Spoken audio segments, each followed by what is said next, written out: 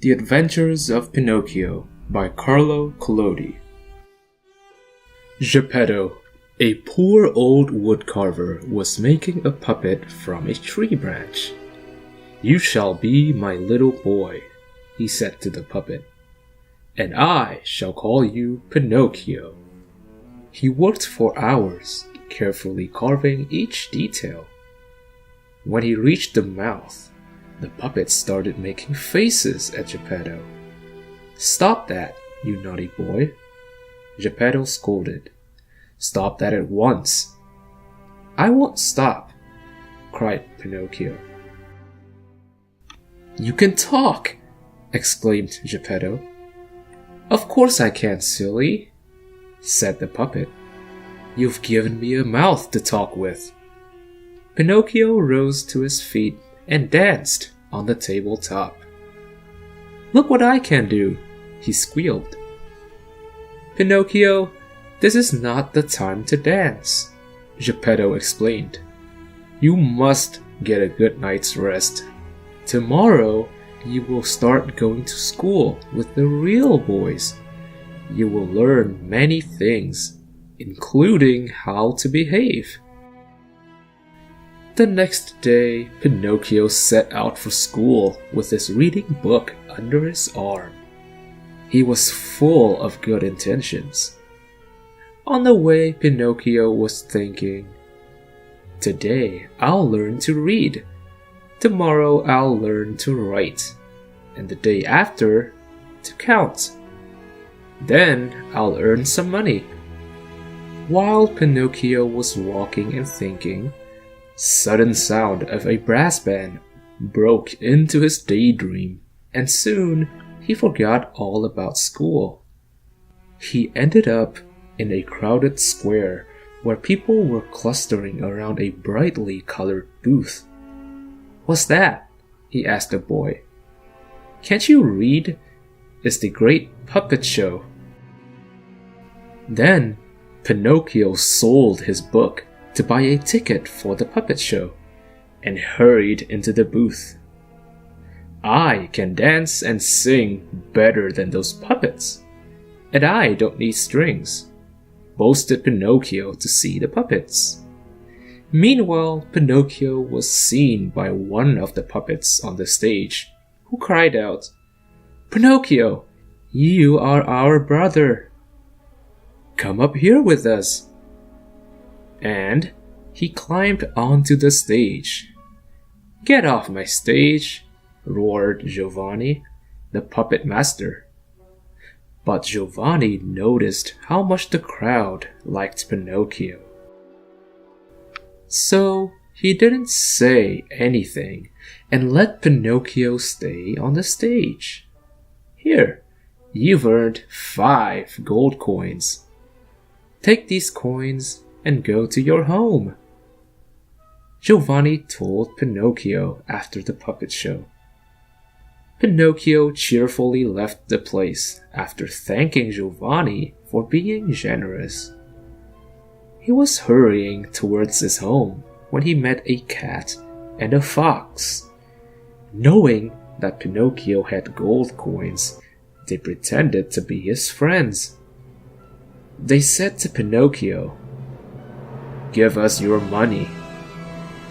But Pinocchio refused to give the coins to them. Again, they demanded, "Give us your coins." Meanwhile, a fairy, who was watching these entire goings-on, sent her dog Rufus to chase the fox and cat away. The fairy also ordered Rufus to bring Pinocchio back to her castle. Thereafter, Rufus chased the fox and the cat and immediately came back with Pinocchio to the castle. The fairy told Pinocchio to become a good boy and go straight to his home. Pinocchio nodded his head in yes and moved on his way. He also promised to Geppetto that he would obey him and would go to school every day.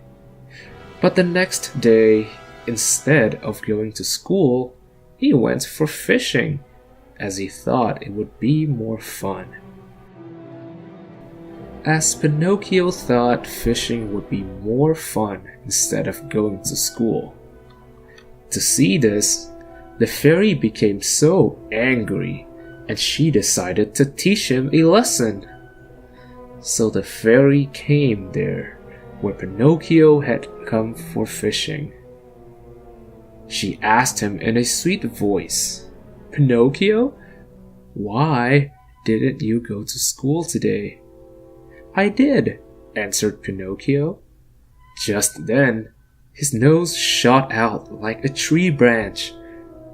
"What's happening to my nose?" he cried. The fairy said, "You've told a lie. For this reason, your nose has become very much long." "Oh," Pinocchio said, "every time you tell a lie, your nose will grow, and when you tell the truth, it will shrink," said the fairy again. "Pinocchio, you can only become a real boy if you learn how to be brave, honest, and generous." Then the fairy told Pinocchio to go home and not to stop for any reason. Pinocchio tried to remember what the fairy told him. He thankfully embraced her and ran off homewards. Pinocchio began to go to school every day and worked very hard to do best in his exam. He did well in his exam. The fairy felt very proud of him and told him, "Now I'll change you into a real boy. Invite all your friends to enjoy." Pinocchio visited all his friends' home and invited them for the party. He reached his last friend's home, named Romeo, and told him, "You are invited for a party." But Romeo said, "Why don't you come to Toyland with me? Nobody ever studies there, and you can play all day long. Would you like to come?" Pinocchio agreed and went with him to Toyland. Pinocchio and Romeo spent many days and enjoyed there a lot. One day, Pinocchio and Romeo felt that they began changing into donkeys. They wept bitterly to go home, but it was too late.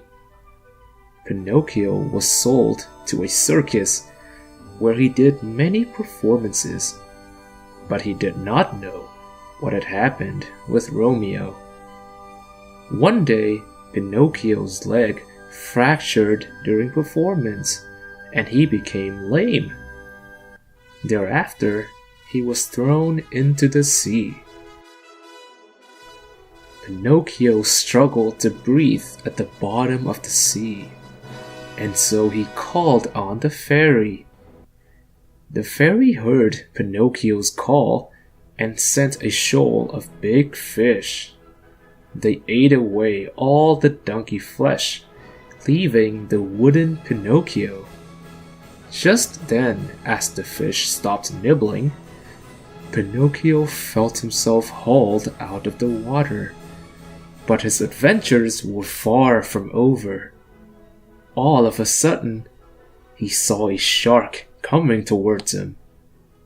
Pinocchio tried to swim away as fast as he could, but soon the shark swallowed him. Pinocchio kept floating deep into the shark's stomach. Suddenly, he saw Geppetto. At first, Pinocchio could not believe it. His father was also inside the stomach of the shark. Pinocchio became happy to see his father. Then, Geppetto told Pinocchio, "I was looking for you everywhere. When I couldn't find you on dry land, I made a boat to search for you on the sea. But the boat capsized in a storm, and then the shark swallowed me down. Then Pinocchio said, "We must get out of here as soon as possible." Finally, Pinocchio and Geppetto managed to come out of the shark's stomach. Pinocchio said, "I don't know where we are, but we'll soon find our way home."